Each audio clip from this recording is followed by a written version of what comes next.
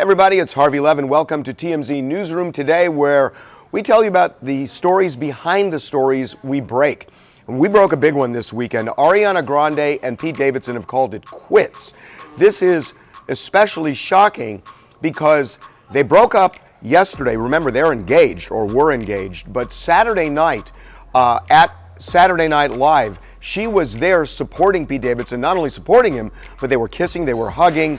So this came like a thunderbolt. So we've learned a little bit more about why they split too, and we've learned that Mac Miller's death was a huge breaking point in the relationship. When he passed away, it obviously devastated Ariana. She kind of took a step back and evaluated some of the important things in her life, and what she realized was that she had really rushed things with Pete Davidson, and she realized that she had been getting into something very serious way too soon, and that there were still some possible feelings left over for Mac. Ronda Rousey is coming out strong against Conor McGregor and his actions leading up to UFC 229. She tells us that fighters shouldn't have to resort to breaking the law and committing crimes to promote their fight. I don't think people have to get arrested in order to do that, you know? Sure. I think I've been able to prove that you can make a fight exciting and make people really want to see it without crossing any legal lines. I think that Khabib jumping out of the octagon was not as bad as, throwing objects at a bus. Because, my friend Rose Namajunas was on that bus. Sure. My friend Mike Chiesa missed his fight because he got caught. As for punishment, Ronda Rousey says if she was running the UFC, she would have came down hard on Conor McGregor and any fighter that breaks the law. With that said, Ronda said she still considers Conor McGregor a good friend and she wants what's best for the sport. Kanye West and Kim Kardashian popped up in Uganda, not just on vacation. They are there vacationing. He's also working on new music for his upcoming album. But this time, they popped up at the State House for a meeting with Uganda's president. What would Kanye and the Ugandan president have to talk about? Yeezys, of course.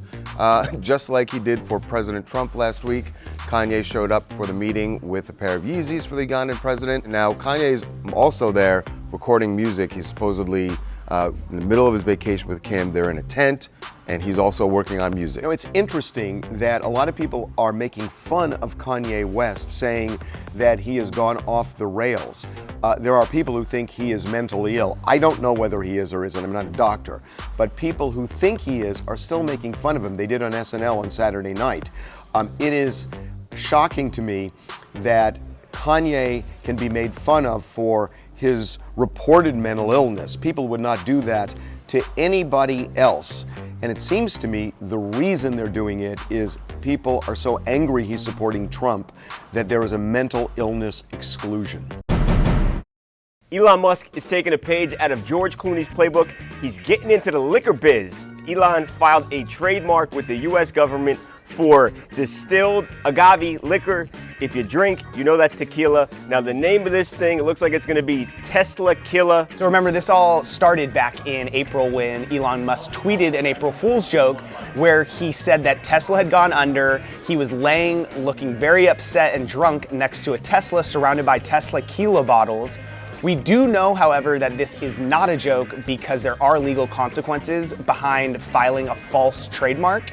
And let's just really hope that this tequila comes in faster than the cars do. So how would you like to see bone fragments from Charles Manson, or the hospital gown in which Charles Manson died, or the wristband he wore, and other stuff? Well, you can, because they are all in a museum in Las Vegas, a haunted museum courtesy of Zach Braggins.